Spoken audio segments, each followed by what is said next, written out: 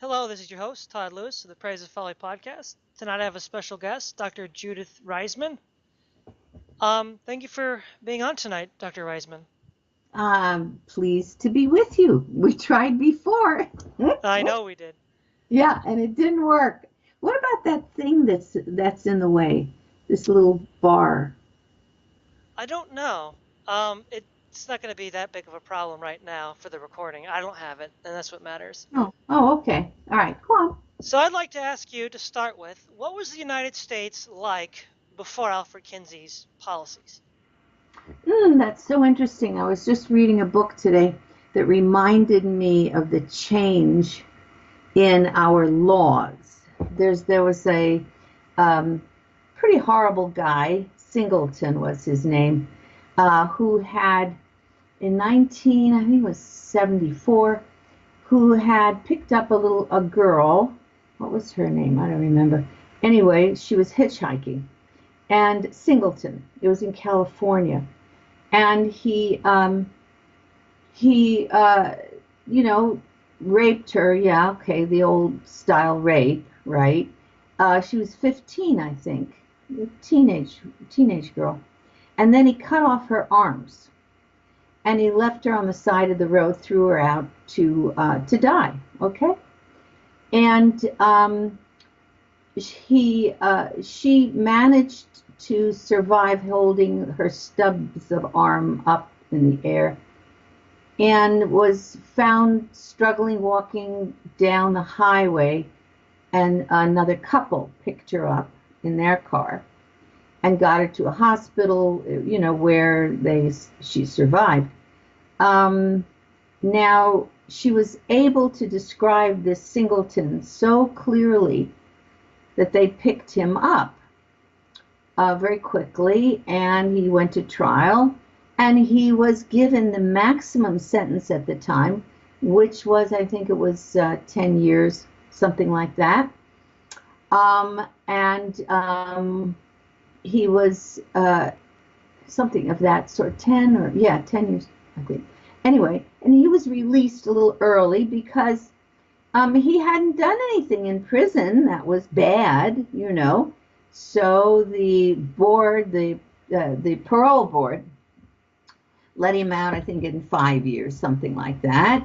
And they tried to send him back to where he had been living in California, but the people were so outraged. They carried on, and so he couldn't go there.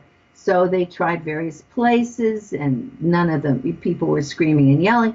So he had to go back and fill out his parole period of time. So it was, I guess, 15 years he was, in prison, not in prison, but he wasn't able to be in general society.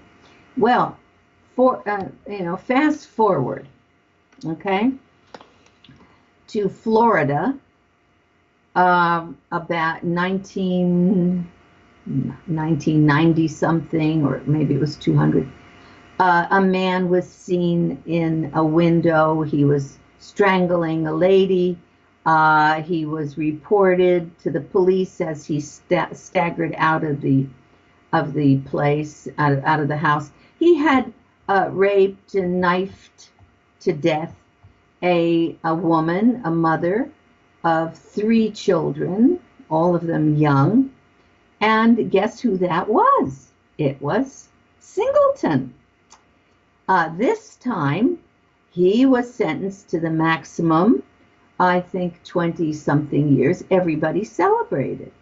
Well, this brings us back to what the law was during Kinsey's time. Yeah. Everybody was celebrating that this, or maybe he got life. No, I don't think he did get life. But anyway, during Kinsey's time, 1950s, the law would have given him the death penalty. In half the states in the United States of America, he would have gotten death just for the rape.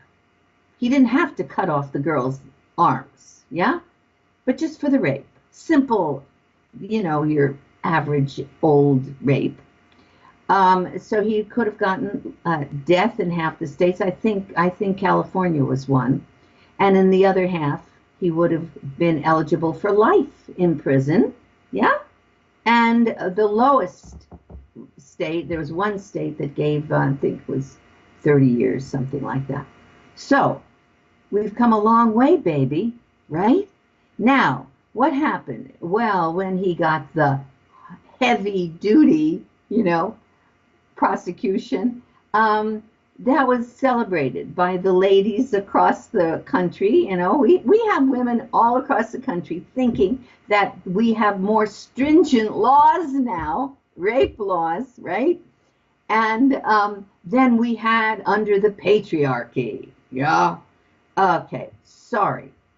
Seduction was against the law. It was a felony in California.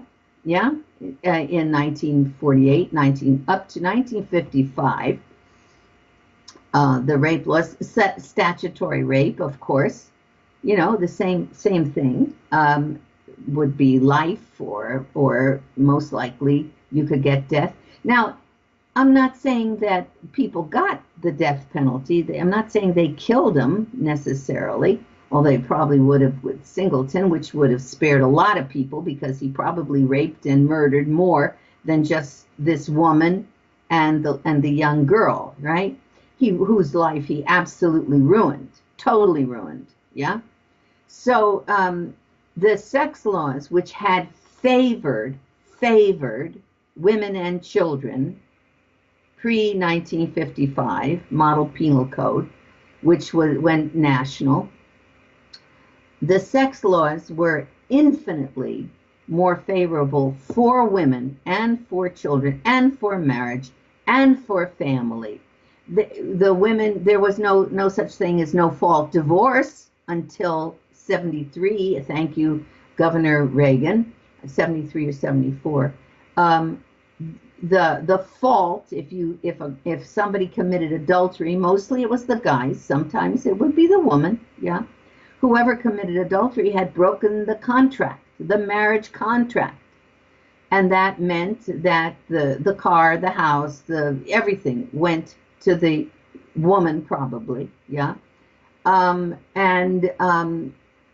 There was alimony, significant alimony being paid. Yeah.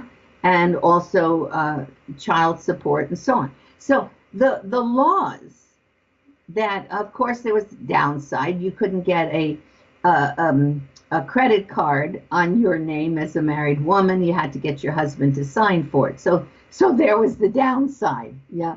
But in terms of crime, in terms of protection, and, there was no question that pre-Kinsey, 1948, his book, Sexual Behavior in the Human Male, 1953, Sexual Behavior in the Human Female, pre-Kinsey, there was absolutely no question that the laws in our country were uniquely favorable to women and to children and to holding the marriage together. Subsequent to that, 1955, the Model Penal Code, which was a straightforward repeat of Kinsey's data. Kinsey's fraudulent data were absolutely embedded in the Model Penal Code. That's the first penal code that was a model for all the states, So it's been downhill ever since. Good morning, America. Yeah. Sounds pretty terrible.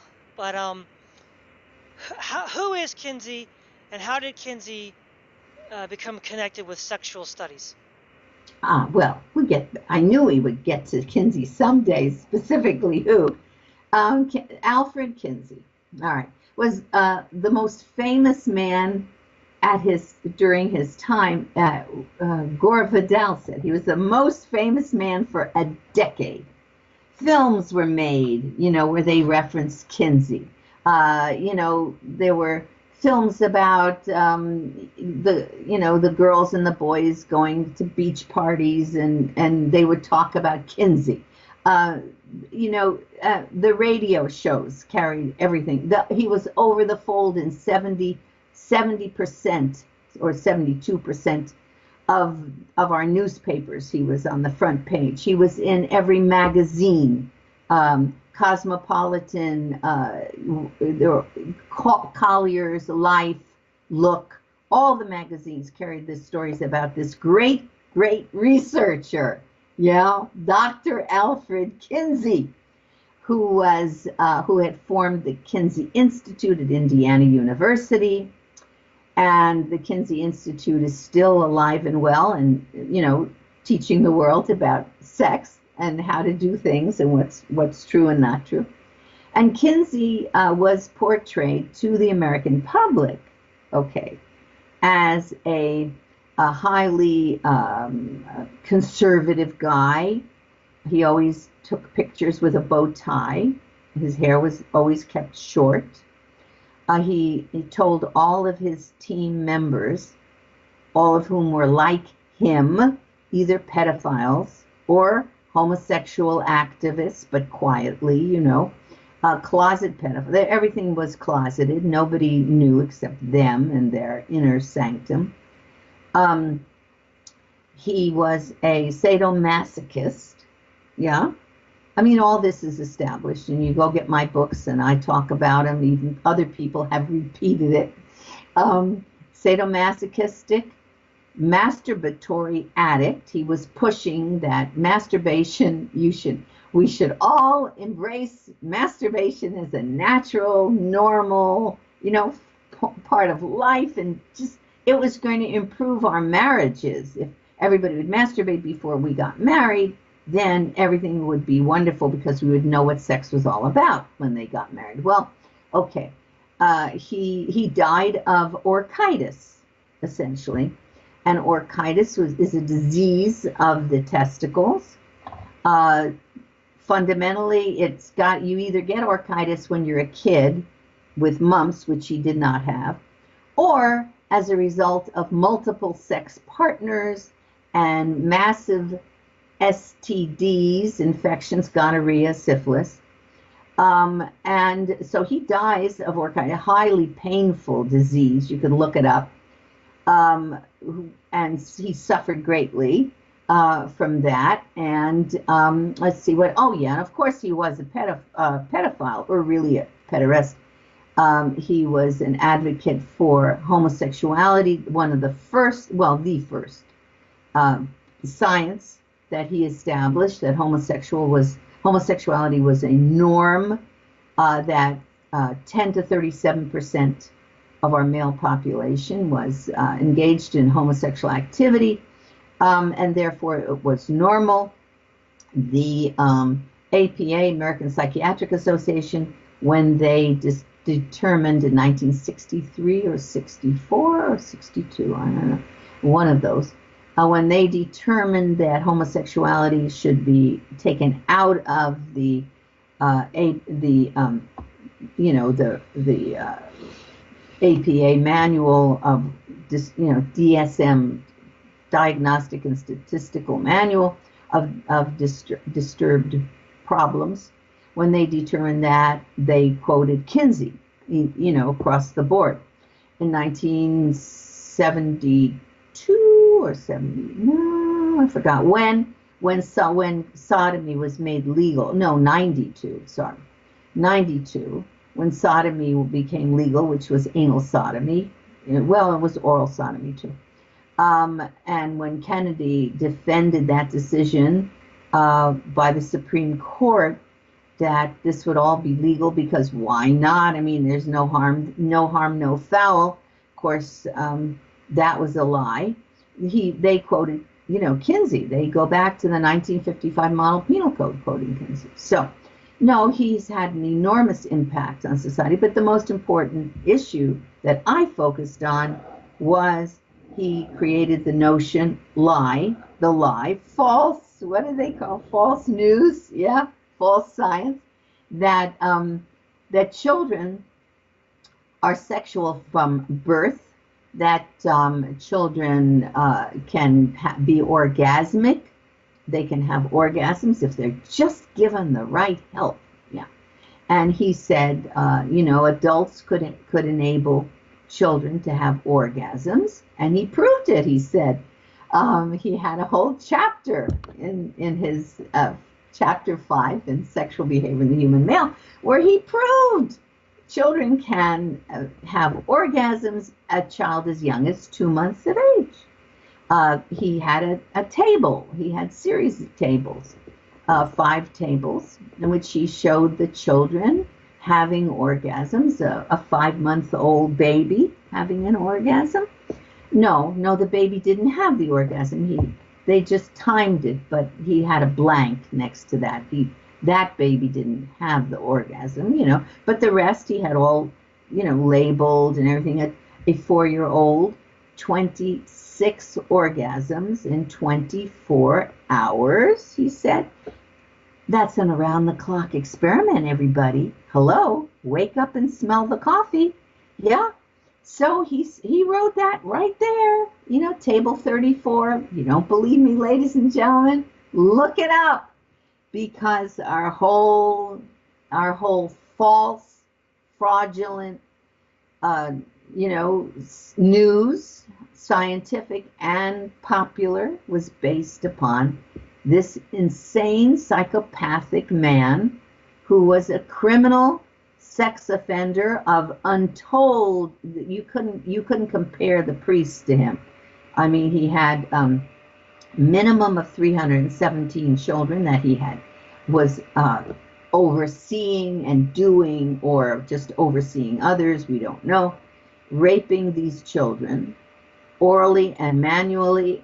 Both that was in one of their letters to me, but it turns out that penetration was part of their activity. This is the basis. Oh, how long do I have to keep trying to wake people up? The basis of sex education in the schools today, because Kinsey was the father of sex education in the schools today. SICA, Sex Information Council in the United States, was built on Kinsey's data. Mary Calderon, the director of past, when she was director of Planned Parenthood, moved over to SICAS, formed SICAS, and she said, we set aside sex education as the area that we would do. When I was at the Kinsey Institute, they left that open for me, for us, SICAS, to do. They've done it. They're down to the kindergarten with gay, lesbian, bisexual, transgender things, the transgender in the kindergarten is happening as we speak, and I don't know how much longer I have to keep on banging my head against the wall. The Kinsey Institute now is the educator for the world. It's a global. They are in the UN as educational information to all the world on what is normal sexuality. Should I stop now? I was going to say that you might need to close your blinds. Oh. Well, that's the best we can do. Okay, that's better. Yeah, you mentioned Kinsey's criminal behavior. Yeah. There's 2 instances that I think would be interesting to discuss. Fritz von Balusek and Mr. Green. So maybe you could explain his relationships with Fritz von Balusek and Mr. Green. Yeah, sure. Well, thanking the Brits, the UK, they produced a video. You can go on your what do you call those things again? The YouTube? YouTube, that's it. Yeah. You can go on YouTube.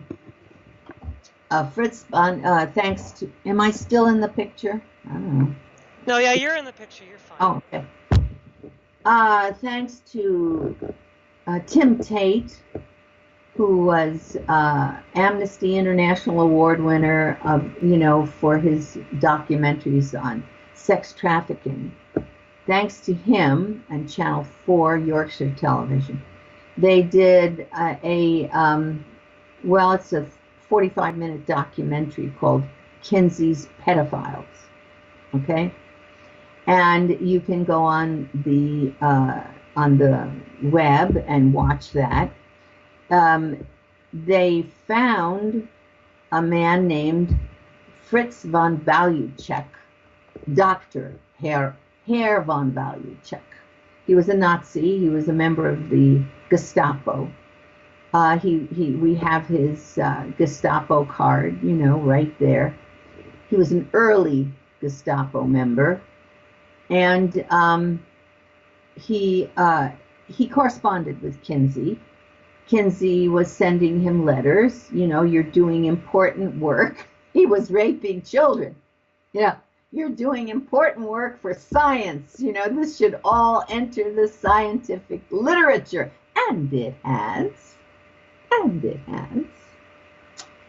So he you know, corresponded, and Tim Tate, they went to Germany, and they got a lot of this information. You know, Fritz von Baluchek was captured along with his diaries of his correspondence with Kinsey. He was captured by the police in Germany after World War II. Let's see, it was really 1952 or 54, I think, about that time. And there are all the articles in my book translated from the German, and there's the original German too, where he was, you know, he was arrested for the murder of a little girl, but he was convicted of having sex with all dozens and dozens of children, you know, destroying their lives. But he was a very famous, very important man, so it took him a while to get it.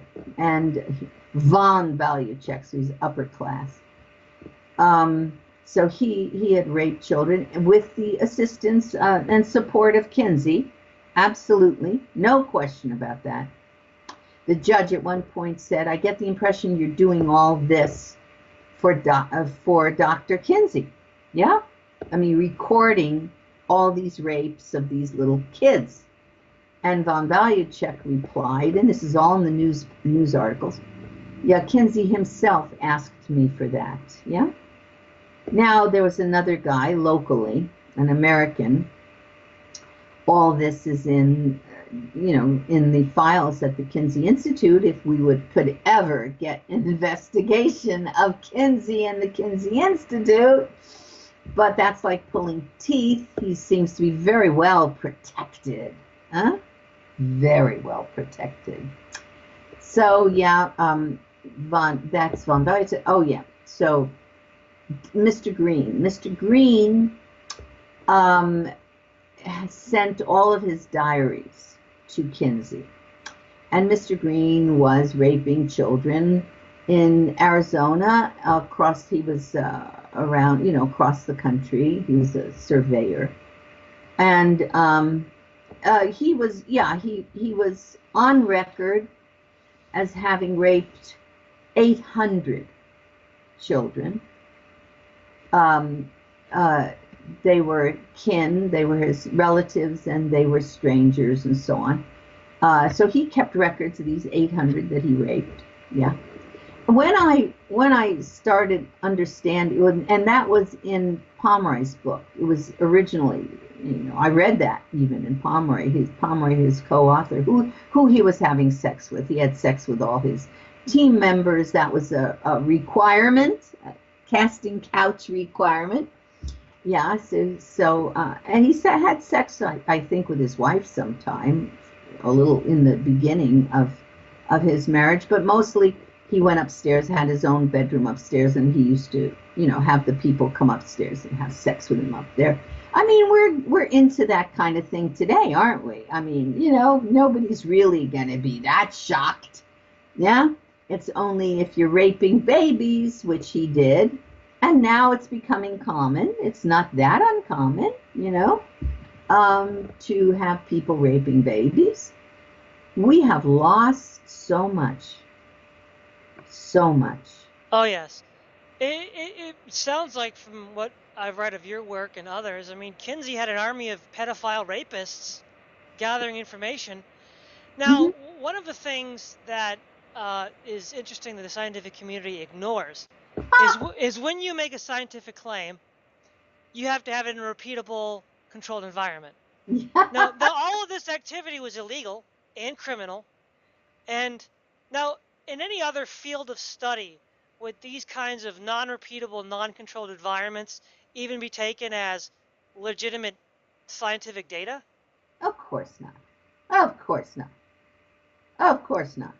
Absolutely not.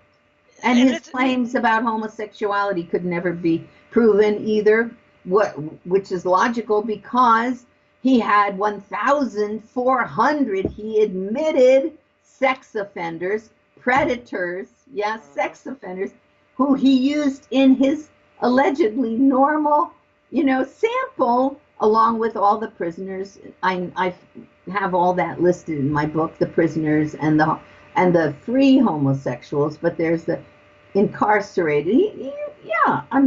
And it was during World War II. During World War II, normal guys were serving in the Army, the Navy, the Marines, and normal women were. Either they were in overseas or they were even locally, but they were not allowed to speak about their sex activities to anybody. I mean, that was treasonous. You couldn't talk, when you were in the service or when you were working in a military plant. You couldn't talk about what you were doing. I mean, it goes on and on and on. It is so huge. It is the most horrific example of violation of scientific what. It's just terrific, and still I cannot get it investigated by Congress. He still has power. He has power. I don't mean he, but the Kinsey Institute, and Indiana University and so on. I mean, they have enormous power. When we're talking about trafficking, babies, children being trafficked in this country, and you can't get an investigation of the #1 child molester, abuser, rapist, trafficker in the history of our nation. Oh, the frustration. I can imagine. Now, Kinsey's research was funded by the Rockefeller Foundation. Yeah, they didn't have Soros in those years. Yeah. So what exactly were the Rockefellers trying to get from Kinsey? People don't pay for what they don't want. What did they want to get from him? Yeah. I think they wanted to get what they got. They wanted to get a treatise that would be accepted by everybody, because the whole academic community was enslaved by the Rockefeller money, by the notion of getting grants and support and so on. I mean, they bowed down, to Moloch or whoever. Yeah. And as I said, it was before Soros. And the Carnegie Foundation was deeply involved too. They had funded the American Law Institute originally, which then Rockefeller funded the American Law Institute Model Penal Code.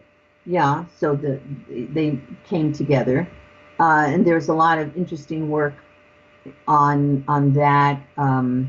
In 1954, I think it was. Yeah, the Reis, not the Reis Committee. Yeah, the Reis Committee. There was the Reis Committee, then there was the Mies Committee. The Reis Committee was a congressional committee looking into the anti-American activities of the philanthropies. And they came up with their report, and they said these philanthropies, Rockefeller in particular, Carnegie, and two others, Ford, of course, Ford. These philanthropies are attempting to destroy the American way of life, our concept, Judeo-Christian concept of life. yeah, our morality, our morals. They were attempting to do that. There is a quote that's amazing. When when their lawyer went to visit the Ford Foundation director, and the Ford Foundation director said, "We are trying to merge with the Soviet Union. We want to merge our country with the Soviet Union." And that would be because there is much more control. The idea of independent thinkers in this country is absolutely unacceptable to the power structure, the global power structure, whatever you want to call that. Yeah. So, sorry, I'm getting off on. No, that's fine. So I guess what you're saying is that the Rockefellers and the other corporations used Kinsey as a way to consolidate control over people. Yeah, I mean, and it's everywhere now. I mean, my gosh, you got the kindergarten. I mean, oh yeah. I mean, the sex education, using sex education, using sex was the number one way to do it, because you could absolutely destroy people. When I say using sex, pornography, of course, pornography was a major conduit for this. We have had more men, and now women too, men destroyed as defenders of this nation, as defenders of women and children, as defenders of our values, our morals, and everything. More men destroyed by pornography probably than ever were destroyed in any wars, in world wars put together. I wouldn't hazard the number, but we are dealing with millions and millions and millions of guys who are down the tubes with porn. Yeah. And the pornography is no longer, the girly pictures, the cutesy pie seduction of a Playboy or Penthouse or even Hustler. You have to remember Hugh Hefner, the publisher of Playboy magazine. He read Kinsey, and he was in college, and he was shocked, stunned, radicalized by that, because he, like most men of that era, he was a virgin. Most men were, yeah. At age 22, he was a virgin, and he read Kinsey, and he said, "Holy smokes, everybody's been doing all this sex stuff. My parents must be doing it too. They just were lying to me all the time." Like Kinsey said, all the parents were lying to their kids. And he said, and I'm quoting him, he said, "I will be Kinsey's pamphleteer. I will be Kinsey's pamphleteer." And he created the magazine. What's the name of that magazine? Playboy. What? Playboy magazine. And they never were playing, boy. They were never at play. It was always very serious. He said it was serious. But Hefner did not, he said he was embarking on a major change for our society based upon Kinsey's data. He wasn't playing around. And, no. When I said that he was producing child pornography, which Playboy did, all of them did, they were producing child pornography from the beginning. I said that on a TV show in Holland, at which point Playboy magazine sued me like crazy in Holland, thinking, my gosh, you can get her in Holland, yeah, which they lost. The judge said, no. I mean, I sent a trunk load of pictures of children in sex scenes with adults taken from Playboy, yeah, with the dates, with the page numbers. And they said, there it is. You can't argue. That's a kid. That's an adult. That's and they did cartoons, of course, cartoons going through its own channel in the human brain, having its own way with the human brain. Cartoons being more seductive, more personal, more permanent than any photograph. Any photograph. Now, how did you first get interested in Kinsey and trying to challenge his work? Yeah, well,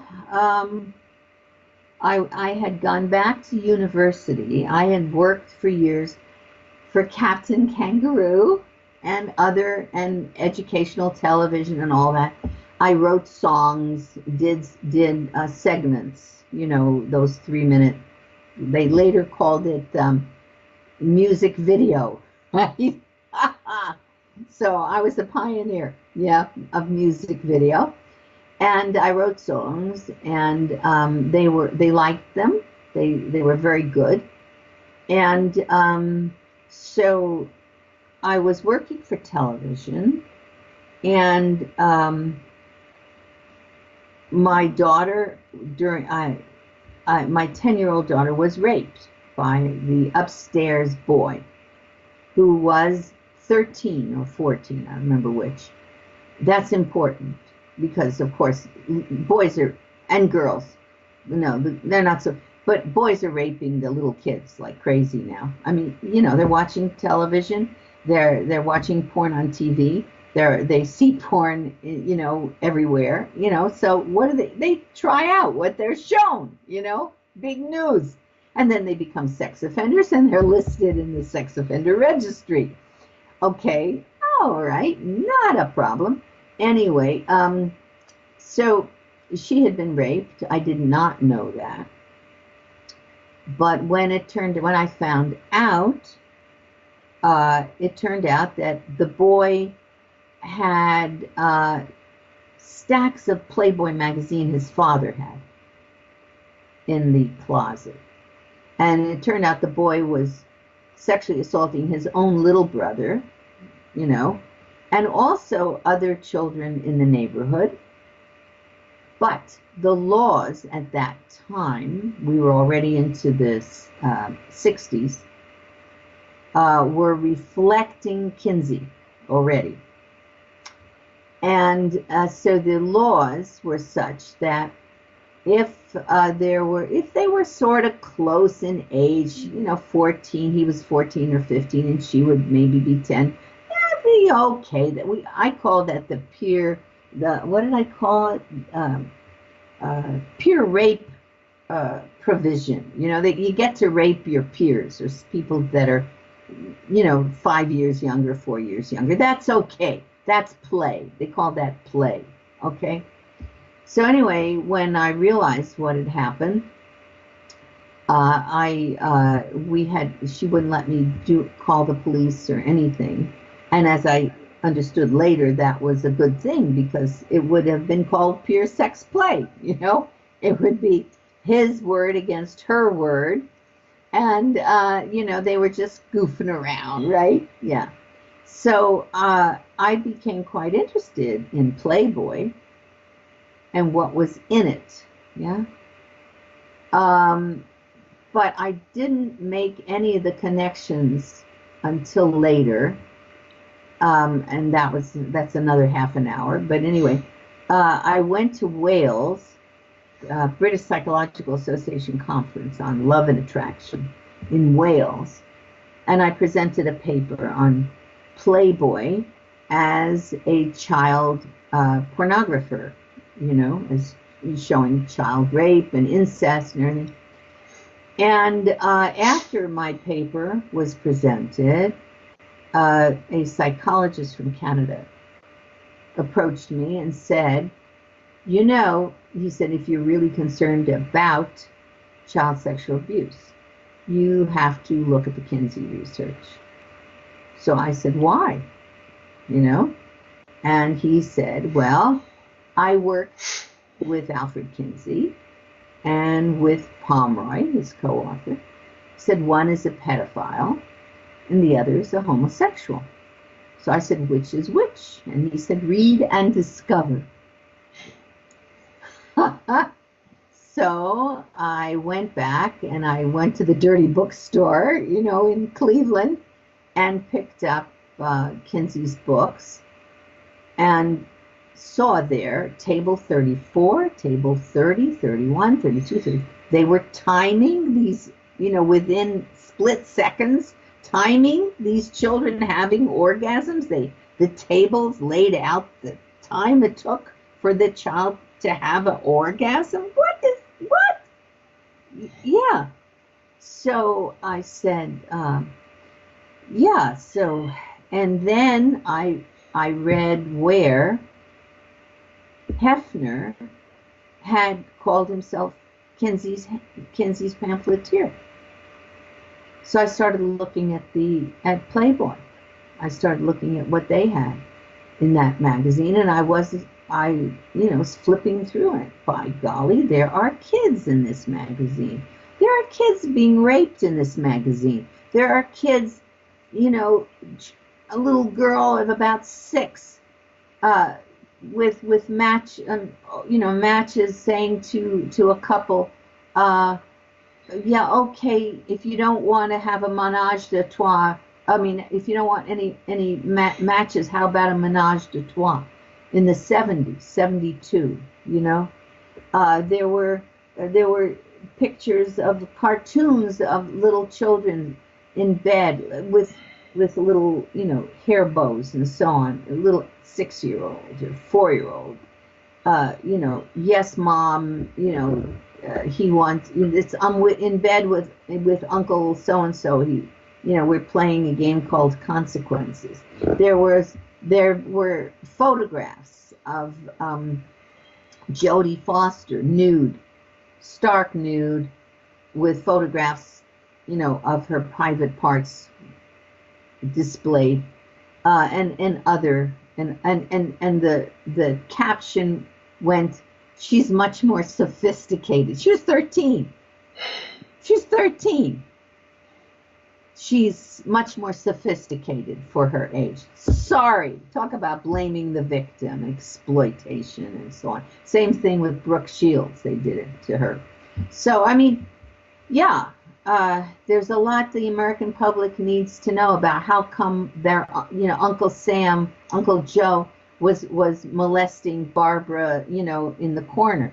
How come the father was reading that stuff? He didn't just read. He consumed. It changes his brain. The brain does not remain the same. Nobody's brain remains the same when they're viewing this stuff. The neuroscience is clear. The plastic brain changes with all of our experiences. It changes. And if the child's brain does not mature until they're 21 to 25. They are consuming this transgender, homosexual, bisexual, whatever, and heterosexual. At first, they just did, the sex education was just really pushing promiscuity, heterosexual promiscuity first. And then it moved to embracing homosexual, from hetero to homo, from homo to bi, from bi to now trans, cut and paste the little kid, cut their body parts, give them blockers, hormone blockers, which make them sterile. It's also suicidal, right? Yes, of course. Yeah, of course. Now, we know 87%. The Swedes even prove, 87% don't, and when they become older, give up that whole business about being transgender. Yeah? But we have to have these kids killing themselves? You think that's going to make them happy when you cut off pieces of their body parts and say, you're a girl. You're not a girl. You're not. The whole point of identity is to take pride in who you are naturally, normally, biologically. Oh, dear. it seems that this whole attempt to destroy identity is a part an attempt to destroy the ability to resist. Oh, yeah. Because if you have no identity, how can you resist unjust authority? Sure. Absolutely. How did you get involved in the Ronald Reagan and congressional investigation of the Big Three? Yeah, that was something, wasn't it? Yeah. Oh, well, I was in Israel. I was working in Israel. And I did a paper on Kinsey. Yeah.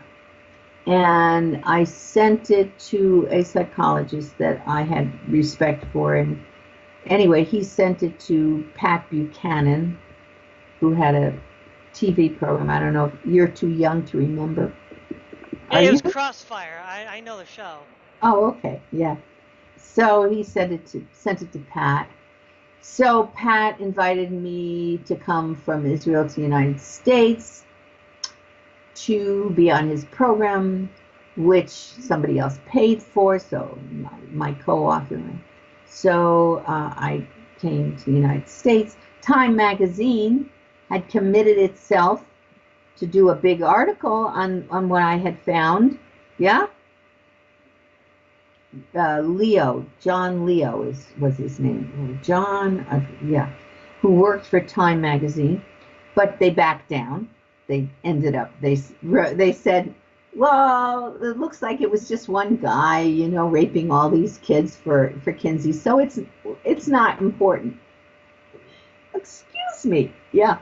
All right, so I came to the States, and what was the question?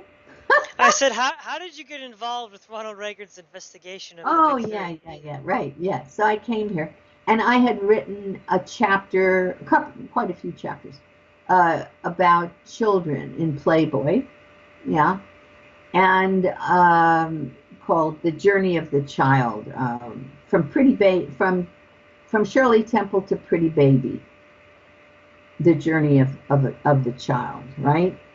And so they ended up finding out that I had written this chapter. They were very interested in it. The Office of Juvenile Justice and Delinquency Prevention had been giving billions of dollars every year to every godforsaken, bizarre project in the world. And they contacted me after I was on Crossfire. And they said, my gosh, this is the first time we've ever heard any of this, It maybe is relevant. It turns out that they knew that Playboy, Penthouse, and that was another Playboy publication, were being found as crime site magazines with a lot of their teenage kids who were raping the children. So that rang a bell for them. And they said, would you come from Israel and, work for us? We'll give you a grant. So I said, yeah, sure. I said, but you have to back me. You got to be, yeah. And they said, oh, yeah, we'll be behind you. Yeah, well, I said later on, I don't want you behind me. I want you in front of me when they're shooting, because, boy, they started shooting. Not officially, not, that's not literal. Or, yeah. So I said, yeah, sure. So I came back, and I agreed to do the research. And they set up at American University. I was supposed to do it at American University. I would be doing, it was an $800,000 project. They were very serious about what they wanted, and which is equivalent apparently to about $2 million now. So I was set up at American University, and little did I know that when I was set up at American University, the head of the psychology department was a child rapist, and he had control over a lot of my work, right? And it turns out that the president of American University was also involved in at least soliciting for child sexual abuse by phone, dirty phone calls he was making. That was also, I found out later. And so I didn't get a lot of cooperation from American University. That's putting it mildly, right? And I was supposed to be looking at Kinsey and looking at children in crime and violence in Playboy, Penthouse, and Hustler.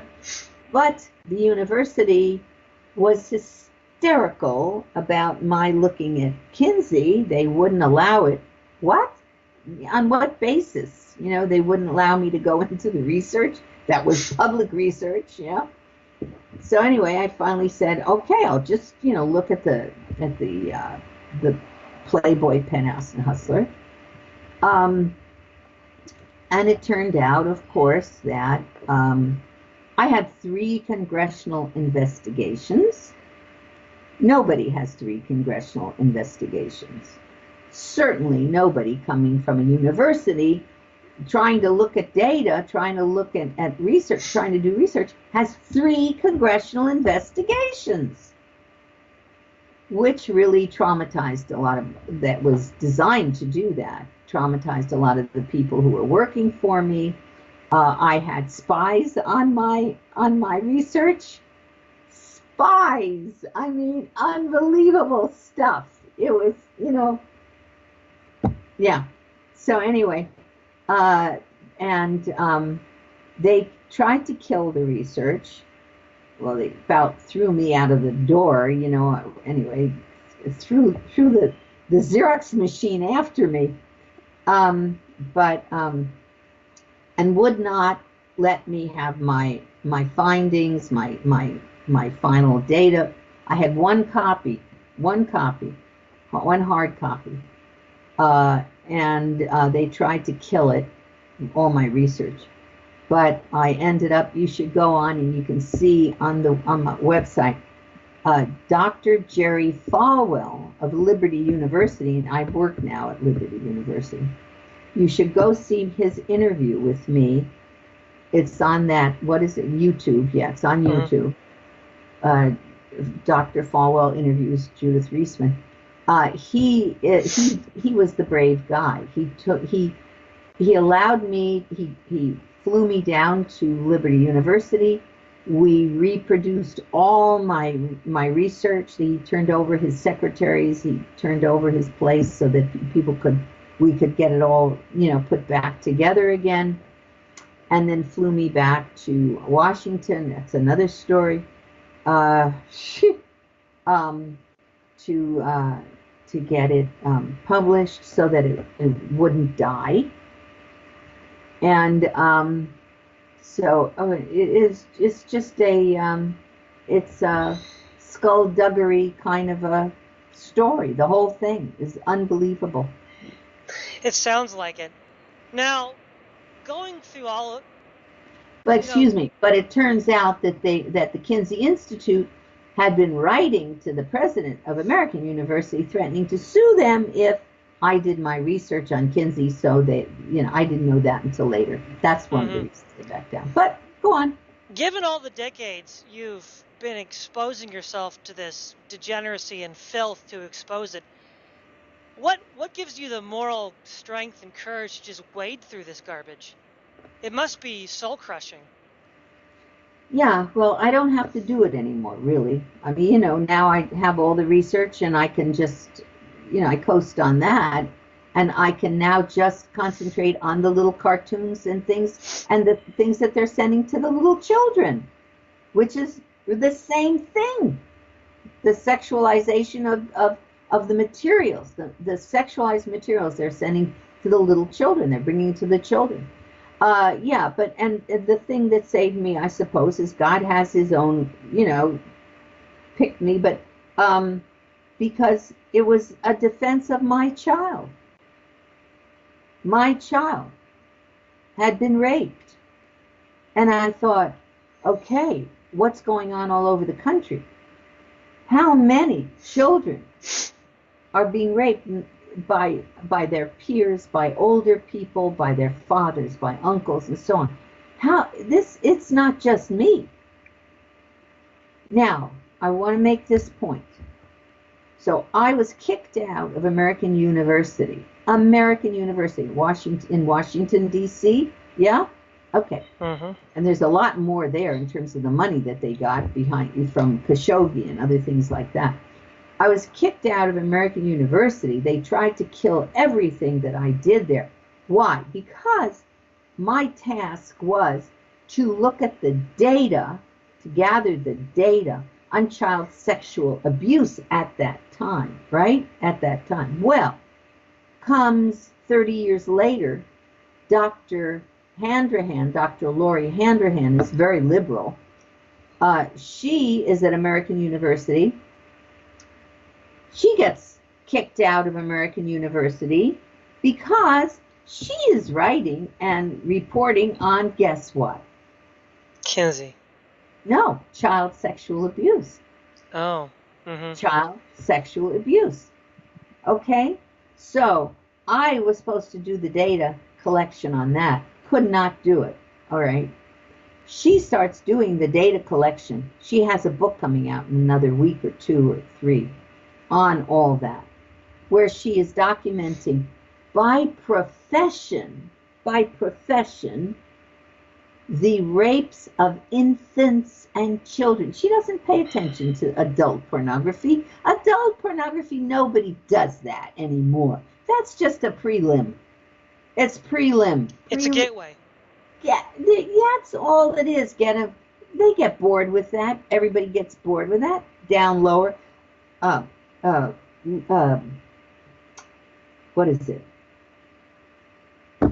You know, the kids dressed as adults dressed as kids, barely legal. Go from there down. And she's got professors, doctors, lawyers, broken down by profession. She's police, prosecutors, military people. Our whole culture has been gutted. It's 3 generations, Todd.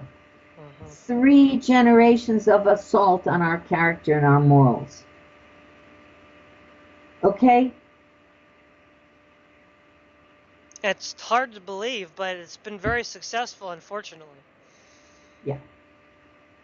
Now, so, what is the scope of the magnitude of the sexual abuse just to children? Let's leave the adults out of it for now. But does the FBI keep any statistics? I mean, it's got to be overwhelming. Yes, it's so overwhelming. They've called it an epidemic. The FBI calls it an epidemic of child pornography, which is child rape. Understand it. It's not pornography, it's rape. Okay? I won't go into details here, but I mean, and a lot of violence. A lot. Not only the rape is violent, but a lot of really obscene, horrible things done to these children. And conditioning. It's conditioning, right? So they'll do what they're told. Not the children. We're raping the children with chains, with whips, with, I mean, yeah. With animals. And you're talking about professors, deans of law schools, deans, literature, you know, famous people. She's got their pictures in her book. Yeah? Yeah. It's also on her website. So, what was that question? Oh, that was it. Just how bad is it for the FBI. kids? Yeah, it is epidemic. It's that's them. The Canadians called it an epidemic. The Canadians, and the Brits have called it a massive epidemic. Okay, but no, you can't really get data on it because we've been thwarted all the time, and FBI has not collected data, solid data. No, they have not. There would have been ways to do it had they been so inclined, but the money, and the money is also in not only in the pornography and so on and so on and so on.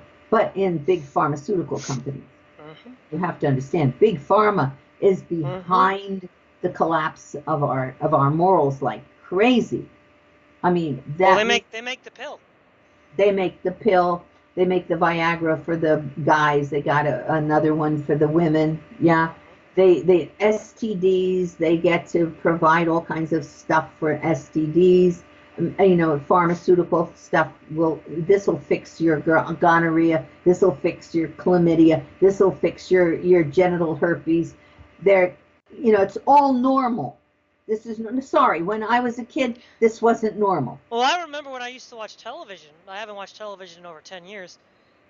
They would have all these commercials for, you know, erectile dysfunction or low libido or sexually transmitted diseases.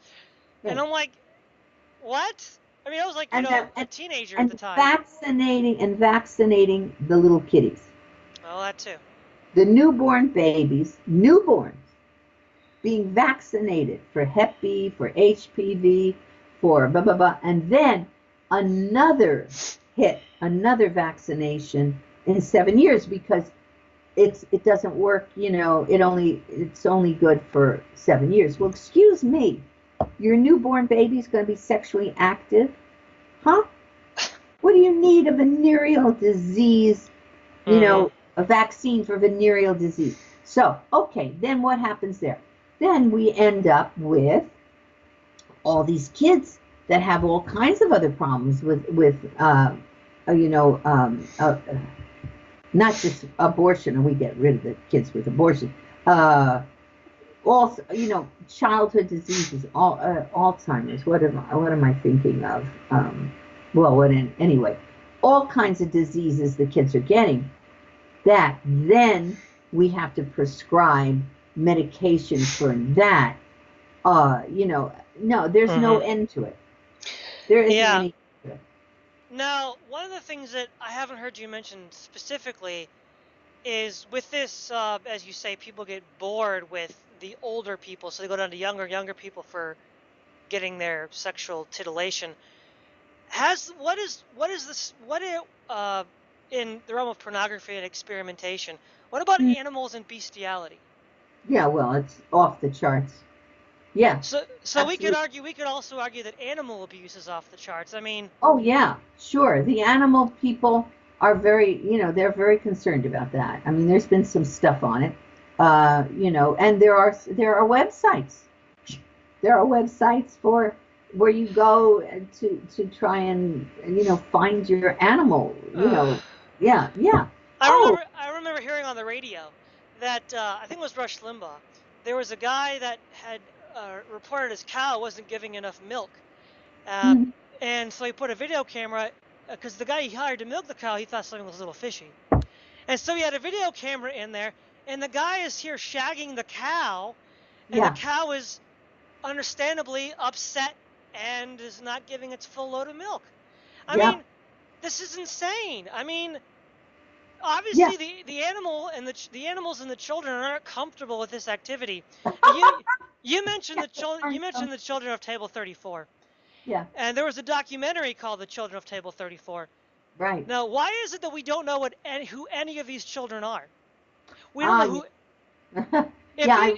I wrote to the Kinsey Institute when I first saw the tables, and I said, could you please tell me what was your research protocol? I thought that was very good of me, your research protocol, right?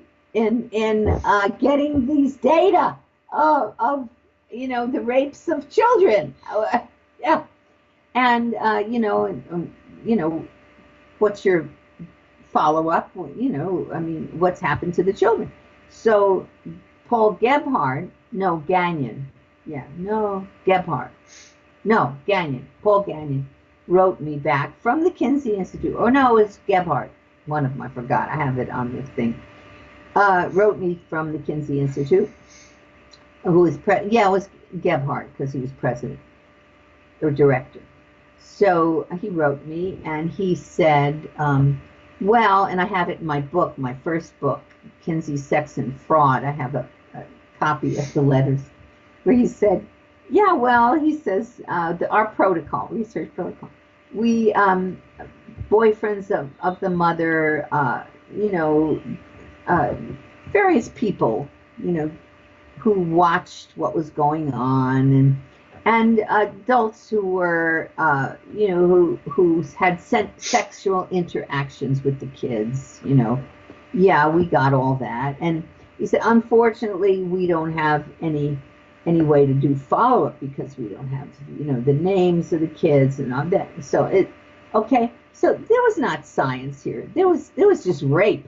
But that's also even not true, because we know that they have records. They have records.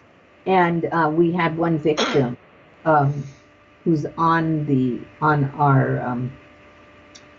video, Children of Table 34. No, not on that one. She's on Kinsey's Pedophiles, the victim, and she said, her father raped her and took videos of it. No, not video. Film in those days. Film. Oh my gosh, your own child? Oh yeah. Oh. Oh yeah. And sent, he sent. There's reason she backed it up too, that he would have sent it to the Kinsey Institute. And Bancroft, who was head of the Kinsey Institute at the time, said, yeah, well, we checked all our records and we can't find, her in the records. It was he lied like a fish, Mm-hmm. He didn't have her real name, so how would he check the records? And also if they have those records, we want access to those records.